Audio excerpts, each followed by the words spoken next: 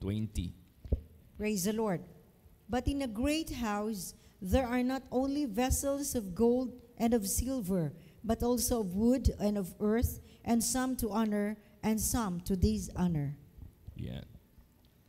Ano itong great house? Na sa loob nito ay may iba-ibang uri ng mga sisidlan. Merong gold, merong silver, merong wood, merong ding earth. At dalawa ang katangian nila na patutunguhan. Merong some to honor, meron ding some to dishonor. Ano itong great house? Great house, ito yung buong mundo.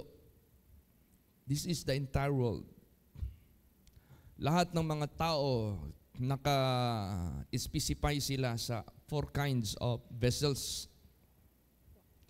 At ang kanilang patutunguhan ay either honor or dishonor. Now, kung bilangin natin ilang continents ang mundo, 7 continents. Lalaki niyan. Asia, Africa, North America, Australia, Europe. Napakalaki. And there are how many countries ngayon? 197 countries na. Ilan na ang population ngayon? Billions na. So yan yung nasa loob ng great house. Kasama na tayo dyan. Praise the Lord. Now, anong ibig sabihin nitong some to honor and some to dishonor? Kung sino man dito ng mga tao na sisidlan sa mundong ito, magbibigay honor sa kanyang Creator. Siya'y magiging vessel unto honor. Because God said, I will honor them that honor me. Sino man dito ng mga tao sa mundong ito that will dishonor His Creator, God said, I will dishonor them that dishonor me. Kaya, dapat siguraduhin natin na nasa vessel tayo unto honor. Para maging vessel unto honor tayo, let us honor God in this vessel. Praise the Lord. Tingnan natin paano gawin ng Diyos yung dalawa na yan. Basahin natin. Romans 9:21 hanggang 23. Praise the Lord. Has not the potter power over the clay of the same lump to make one vessel unto honor and another unto dishonor? What if God, willing to show His wrath and to make His power known, endured with much long-suffering the vessels of wrath fitted to destruction, and that He might make known the riches of His glory on the vessels of mercy, which He had afore prepared unto glory. Yan. So meron talagang tatanggap ng dishonor na vessel at meron din tatanggap ng honor. Ang Diyos lang ang nakakadama niyan. Kung sino yung mga tao sa mundong ito that honors, kung sino yung individual that is honoring God, no? Na nag-o-honor sa Diyos. Kaya tayo, yung mensahe kaninang umaga, na kailangan tayo, magbigay tayo ng power, riches, glory, honor, strength, lahat-lahat na, anong meron sa atin, to give honor to our Creator. Pag gagawin natin yan, maging vessel unto honor tayo. Sigurado yan, 100%. Maging vessel tayo for the glory. For glory. So yun ang patutunguhan natin. So kaya tayo, mag-pray tayo ng mag-pray, Lord Jesus, i-bless mo ako. I want to bless you. Make me wise. I want to make this wisdom for your ministry. Give me riches that I may become rich in good works.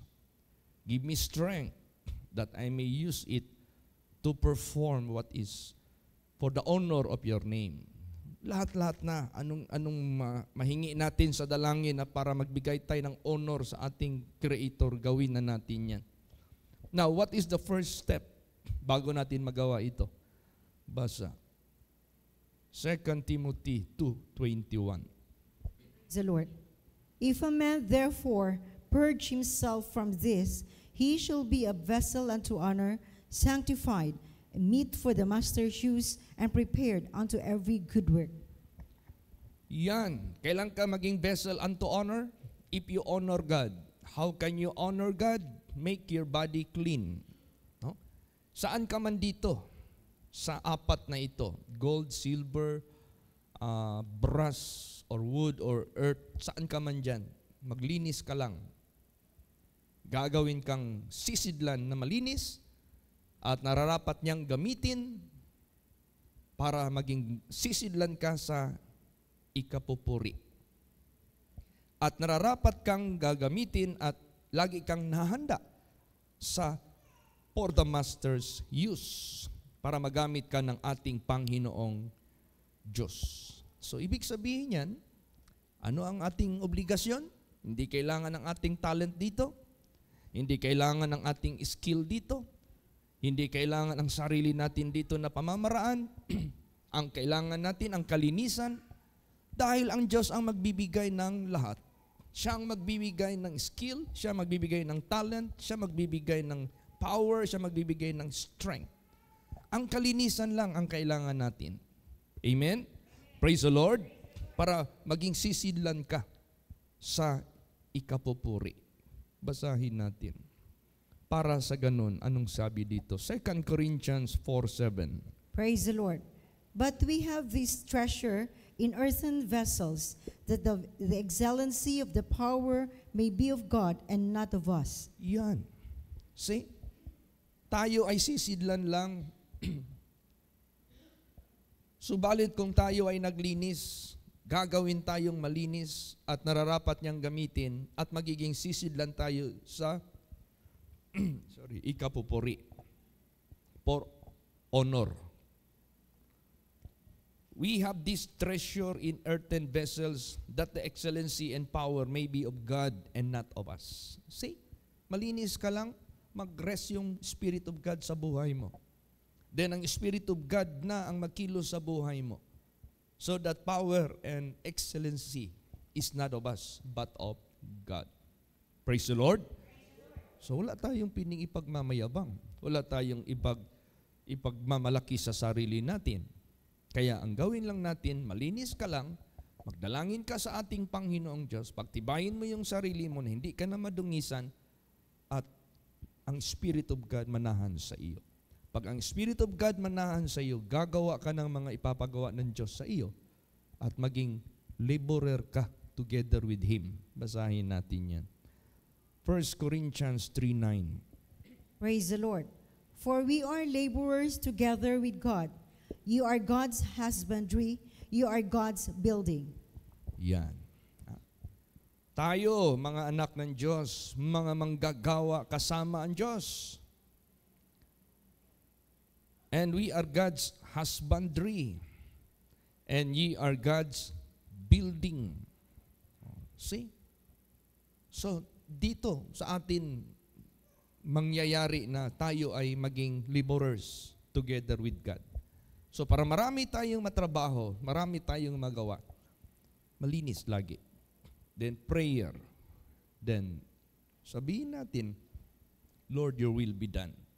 Gamitin mo ako. Offer your body. Excuse me. Bakit? Napakarami nating gagawin pa. Lagi yung sinasabi eh. Marami pa tayong gagawin. Basahin natin. Matthew 9:37. Praise the Lord. Then saith he unto his disciples, the harvest truly is plenteous, but the laborers are few.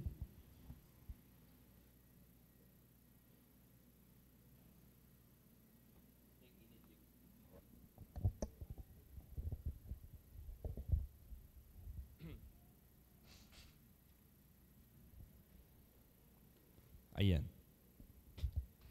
Kung tayo ay mga laborers together with God, at napakalaki ng matatawag nating gagawin natin at gawain. Sinabi dito, then saith he unto his disciples, the harvest truly is plenteous, but the laborers are few.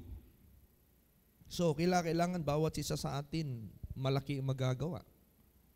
Para kung pagtipon-tipunin natin ito, ma-cope up natin ang karamihan. So, dapat bawat isa sa atin must pray. Lord, use me mightily.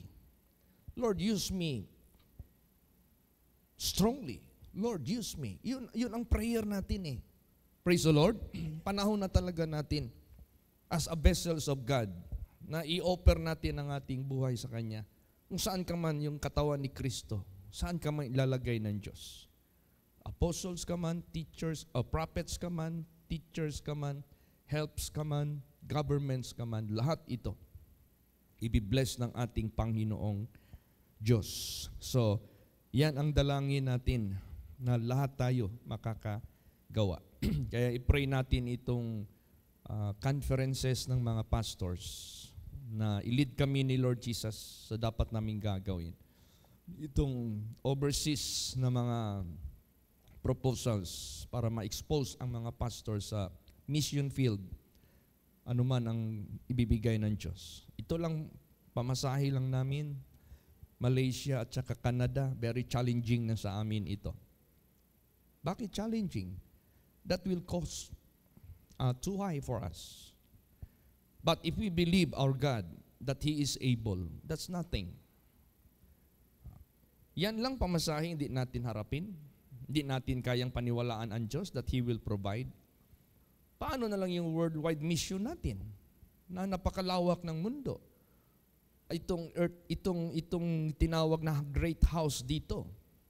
Nandyan napaloob ang lahat ng mga vessels na honor and unto dishonor.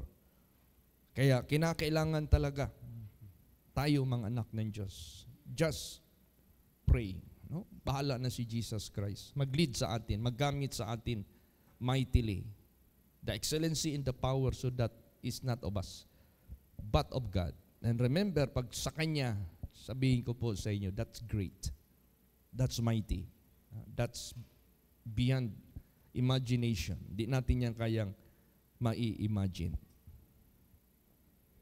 So itong katawan natin, lagi nating ingatan ito. Kasi dito nananahan ang Holy Ghost or Holy Spirit or the Spirit of God para siya ang magmamani over sa atin. The way we think, the way we ask, the way we give, the way we speak, the way we do, lahat ng mga ways natin, guided tayo ng Diyos. Praise the Lord.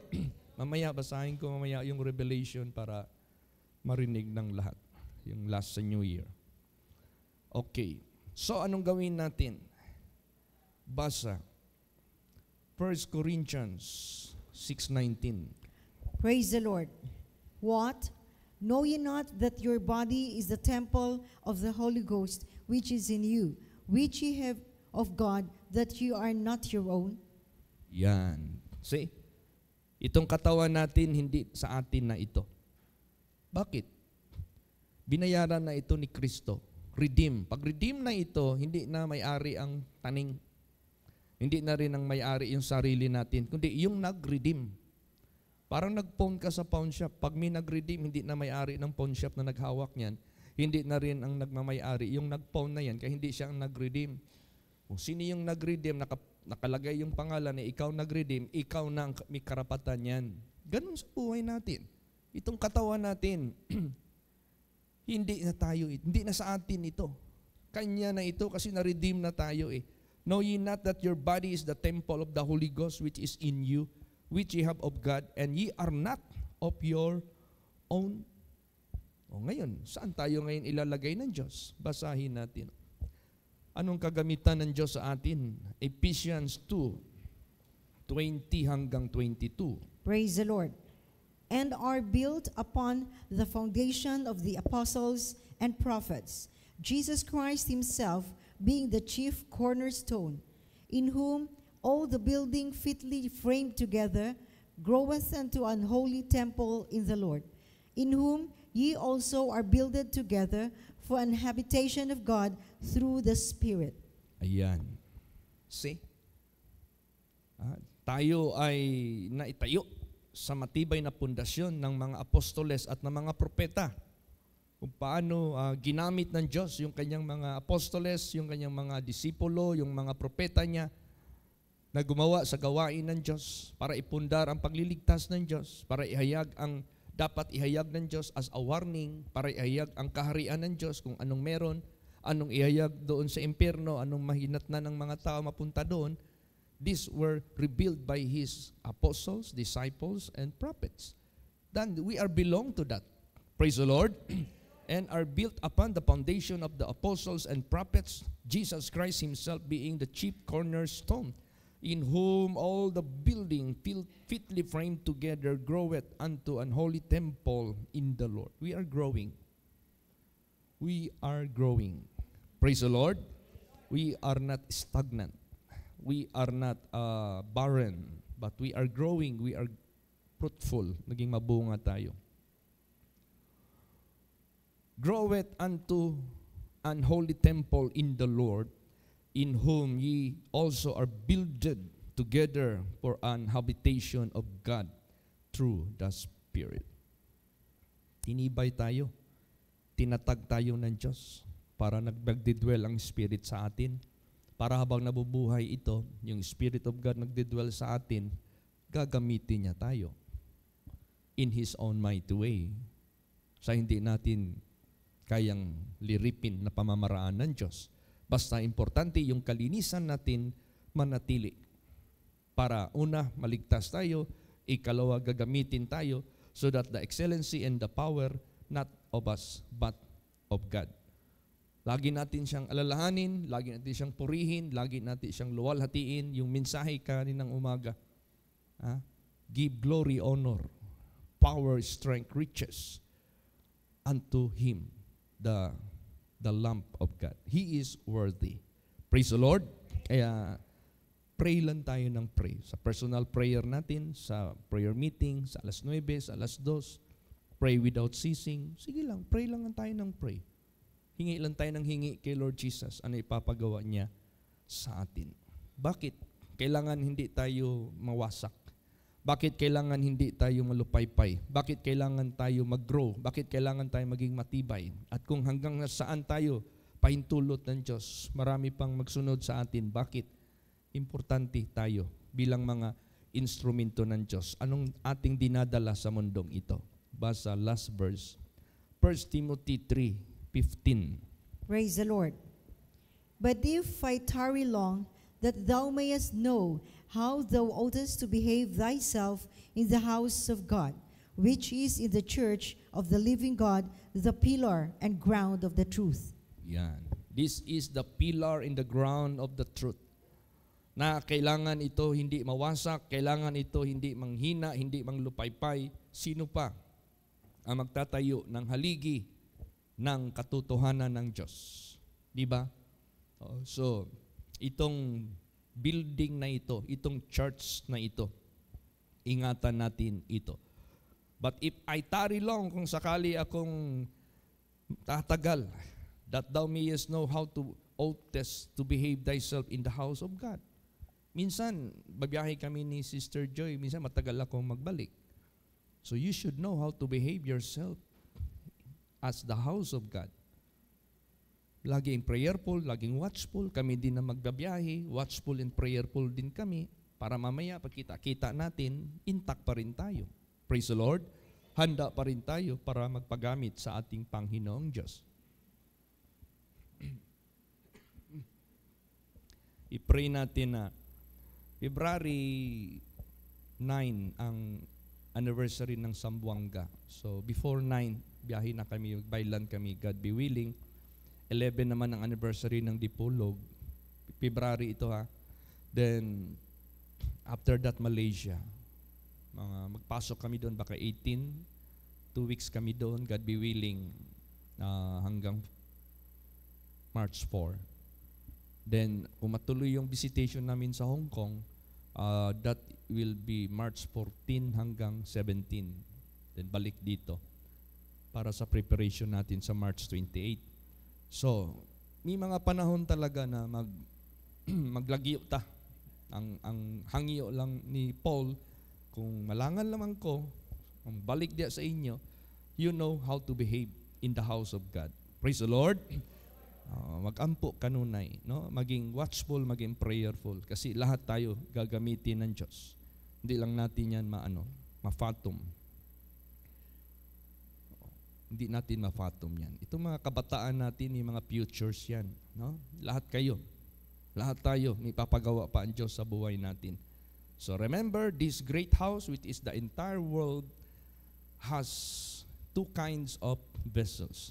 Vessels unto honor and vessel unto dishonor. See to it, maglinis ka para maging vessel unto honor ka. Nararapat kang gamitin ng Diyos. Remember, we are no longer of our own. We are God's properties. Kaya niredeem niya na tayo. Honor God in your body and in your spirit. So pray lang tayo ng pray. Lord, bless me. I will bless you. Make me able para magawa ko ng gawain niyo. Yung testimony ni Sister Emma kanina, si Alex, sino ba yung Alex na yun?